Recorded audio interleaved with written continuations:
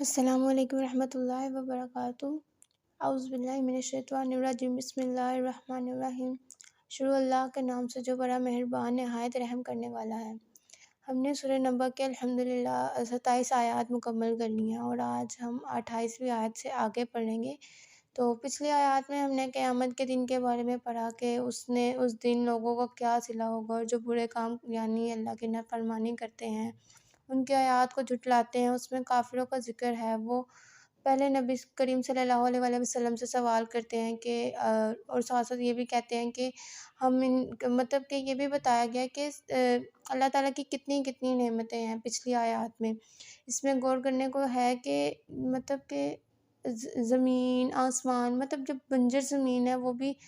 سبزہ عادت ہے، اس میں ماشاءاللہ کیا کیا نشانی بتائی گئی ہیں، اور ہم لوگ محسوس بھی کرتے ہیں۔ ہم لوگ اپنی نیچر کو دیکھیں تو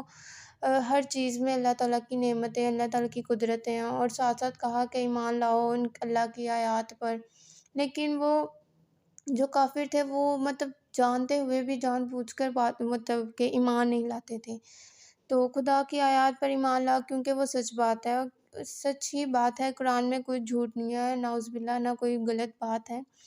تو پچھلی آیات میں ہم لوگوں نے ان کے بارے میں پڑھا تھا، تو آگے ہم لوگ آج پڑھیں گے آیات نمبر 28 سے آگے۔ وَكَذَّبُوا بِآيَاتِنَا كِذَّابًا، اور اس نے بری طرح آیات کو جھٹلایا، یعنی بدترین طریقوں سے اللہ تعالیٰ کی آیات کو جھٹلایا، اس کی ان تمام نشانیوں کو جھٹلا دیا جو ارد گرد یعنی نیچر میں ہیں، جتنی بھی تمام نشانیاں انہوں نے جھٹلا دیا جو سوال کرتے تھے۔ اما یتساءلون، یعنی جو سوال کرتے تھے۔ تو دیکھا جائے تو جھٹلانے میں اور جھوٹ بولنے میں فرق ہوتا ہے، مطلب کہ جھٹلانے میں اگر دیکھا جائے انسان جھوٹ بولتا ہے نا، تو ایک ہوتا ہے کہ انسان کو پتہ ہوتا ہے کہ وہ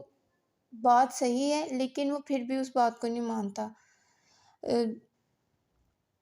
ایسے دیکھیں کہ جو کافر ہیں وہ مانتے ہیں کہ رذائل اخلاق یعنی جھوٹ، چغلی، غیبت، چوری وغیرہ یہ سب کچھ غلط ہے، اور ان سے انسان کی مطلب فطرت ہی غلط دکھتی ہے، اور اسلام نے بھی اس چیز سے منع کیا۔ لیکن وہ جو کافر ہیں جو اسلام کو مانتے ہی نہیں، وہ لانا ہی نہیں چاہتے، جنہوں نے سوچ رکھی ہوئی ہے کہ ہم نے ایمان نہیں لانا، تو ان کے لیے مطلب کہ وہ لوگ جھٹلاتے تھے ان آیات کو، یہ سب کچھ۔ حالانکہ ان کو پچھلی آیات میں کیا کیا بتایا گیا کہ دوزخ کا کیا منظر ہوگا، آخرت کا کیا منظر ہوگا،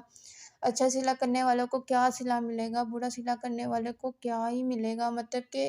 دوزخ کے بارے میں پچھلے ہم لوگوں نے کتنی آیات پڑھی ہیں کہ ایک دن مطلب کہ یہاں کا ایک دن، وہاں کے 80 دنوں کے مطلب کہ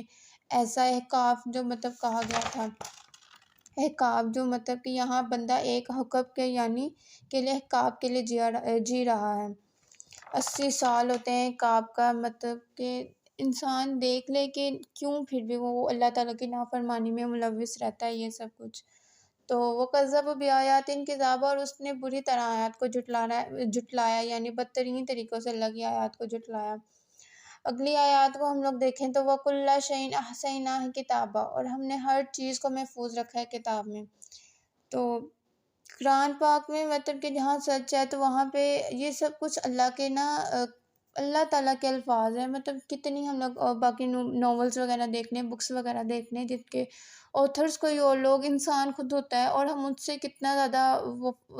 انسپائر ہوتے ہیں، موٹیویٹ ہوتے ہیں، لیکن یہ قرآن پاک اللہ تعالیٰ کے الفاظ ہیں، اللہ تعالیٰ نے لکھا ہوا ہے۔ تو اس میں کہا گیا کہ اللہ تعالیٰ نے مطلب کہ ہر چھوٹی چیز، ہر چھوٹی سے چھوٹی چیز کے بارے میں قرآن پاک میں لکھا ہوا ہے، اور اس کے بعد ہر بڑی سے بڑی حرکت کے بارے میں قرآن پاک نے لکھا ہے، یعنی انسان جو جھوٹ بولتا ہے یا کچھ بھی چھوٹا سا کام جو شاید اتنا کسی کو نقصان نہ دیتا ہو، لیکن اس کے بارے میں بھی بتایا گیا ہے۔ انسان کے اٹھنے، بیٹھنے، چلنے پھرنے، کھانا کھانے کے طریقے کے بارے میں بتایا گیا ہے۔ تو اس سے مطلب کہ قرآن پاک میں ہر چیز کا حل ہے، یہ تو ہم لوگ بچپن سے ہی سنتے آ رہے ہیں۔ تو اور اس کے بعد بڑی بڑی حرکات، جیسے کسی نے کسی کے ساتھ کوئی ظلم کر دیا، کوئی قتل وغیرہ کر دیا، تو اس کے بارے میں بھی قرآن پاک نے بتایا کہ اگر کوئی ایسا کرے گا تو اس کا بھی صلہ یہ ہوگا۔ اگر دیکھا جائے نا تو یہ آیات اور یہ مطلب کہ یہ پارہ پڑھنے کے بعد نا انسان کا ایمان بڑھ جانا چاہیے، کیونکہ دیکھیں اس میں صاف صاف بتایا گیا ہے کہ آپ اچھے کام کریں، آپ کو جنت میں ملے گا، آپ کو جنت میں ایسے ایسی نشانیاں ملیں گی کہ آپ خوش ہو جائیں گے، اور دوزخ میں ایسے ایسے کام ہوں گے کہ مطلب کہ یہاں کا الٹا ہوگا، پہاڑ وہ ذرے بن جائیں گے، وہ ریت بن جائیں گے، اور ایسے اڑیں گے انسان سوچ بھی نہیں سکتا، وہ چیز ہو جائے گی۔ اور اس کے بعد کتنی چیزیں، ہر چیز اس دن الٹ ہو جائے گی، جس دن قیامت کا دن آئے گا اس دن ہر چیز الٹ ہو جائے گی۔ تو وقالو وکل شیء احصیناہ کتاباً، اور ہم نے ہر چیز کو محفوظ رکھا ہے کتاب میں۔ اس کے بعد اگلی آیات، یہ اگلی جو آیت ہے نا، یہ اس کو کہتے ہیں کہ یہ سب سے سخت آیت ہے، مطلب کہ بعض علماء نے بھی اس کے نزدیک یہی کہا گیا کہ یہ قرآن کی سب سے سخت آیت ہے، اور وہ ہے کہ فذوقوا فلن نزیدکم الا عذابا، بس چکھو کہ ہم تمہیں عذاب کے سوا ہرگز کسی چیز میں زیادہ نہیں کریں گے۔ مطلب کہ قیامت والے دن کے بارے میں بات ہو رہی ہے کہ قیامت والے دن کسی چیز میں بھی آپ لوگ کو رعایت نہیں ملے گی۔ ہم انسان دیکھیں تو ہم لوگ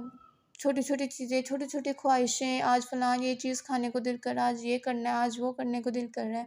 یہ صرف چھوٹی چھوٹی خواہشات ہیں، یہ جو نفس کی، یہ جو سب کچھ۔ لیکن جب آخرت والے دن، قیامت والے دن، جب ہم دوزخ میں نہ، مطلب کہ نہ ہی جائیں، پر اگر ہم جب دوزخ میں جائیں گے تو آپ وہ منظر دیکھیں کہ ہم اس وقت ہمیں کوئی رعایت نہیں ملے گی۔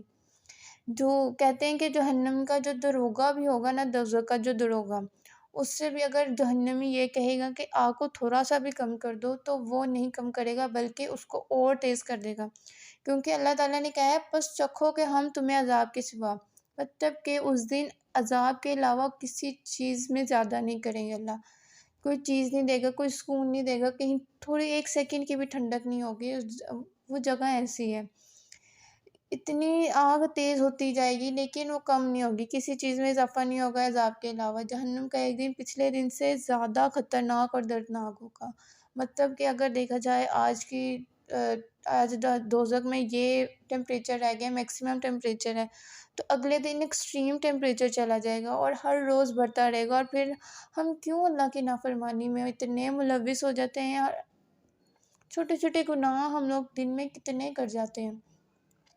اللہ تعالیٰ ہماری حفاظت کرے۔ تو اس لیے کہتے ہیں کہ سورہ نبا اور تیسرے پارے میں ایسی آیات ہیں کہ انسان کا اس سے علاوہ کبھی ایمان نہیں بڑھ سکتا، اس سے بھی ایمان نہ بڑھا تو کس چیز سے نہیں بڑھ سکتا پھر۔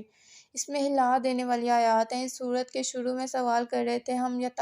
اما یتساءلون ان النباء العظیم، پھر اللہ نے انہی کے بارے میں فرمایا کہ اس دن وہ سارے آگے آ جائیں گے، یعنی جو پہلے سوال کر رہے تھے کہ اچھا قیامت کا دن آئے گا، اچھا کیا ہو جائے گا وغیرہ وغیرہ، یہ وہ لوگ تھے مشرکین مکہ جو نبی کریم صلی اللہ علیہ وآلہ وسلم